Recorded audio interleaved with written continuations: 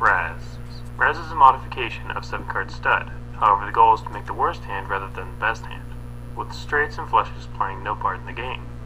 You measure your hand by taking the 5 lowest cards from your 7-card hand, then arranging them from highest to lowest, with 5, 4, 3, deuce, ace being the best possible hand.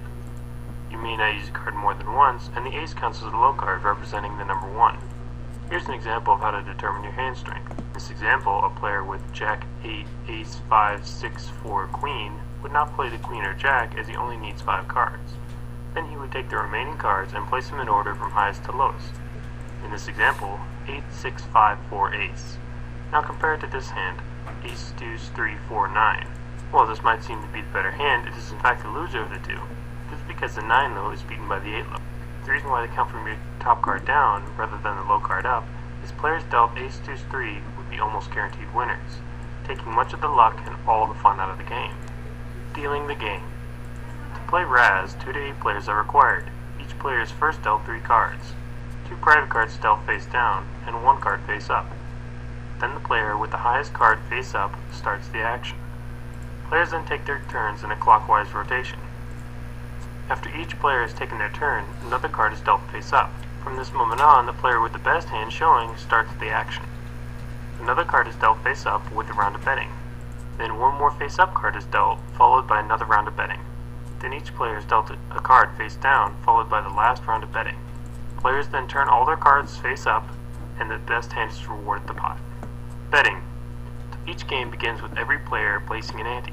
This is a tiny bet to encourage players to involve themselves in hands rather than just sitting back and waiting for powerful starting cards. An example of this would be a $1, $2 game, where the average buy-in is around $20, where players would be asked to ante 10 to 20 cents per hand. Once cards have been dealt, the player with the highest card showing must place a bet. This is known as the bring-in. In a $1, $2 game, a player must bet a quarter, but they also have the option to raise it to a full dollar if they wish. After the bring-in is placed his bet, players must choose to check, call, fold, or raise. Check is when a player chooses to pass on his turn to bet. If, however, a player has already bet, he must either call, fold, or raise. Call is when a player chooses to match another player's bet, allowing them to continue the hand. Fold is when a player chooses to forfeit his hand, so it does not need to match any more bets. A bet or raise is when a player chooses to place a wager on his having the best hand, which all players must match in order to continue. There's a limit of 3 to 4 bets or raises on any one round depending on house rules. The size of bets are limited depending on which round players are on. For example, in a $1, $2 game, players may only bet $1 increments for the first 2 rounds, and only $2 increments for the remaining 3 rounds. Basic strategy tips. You should always try to begin a hand with 3 cards which are 8 or less.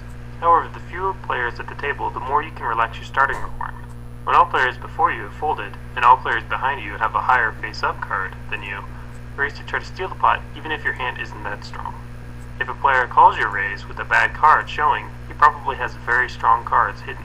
So don't be afraid if that player gets an ace or deuce later, as he most likely already had that card. Because players only use 5 of 7 cards dealt to them, 2 of the cards are essentially blanks. Therefore, by removing the 2 worst cards from their 4 known cards,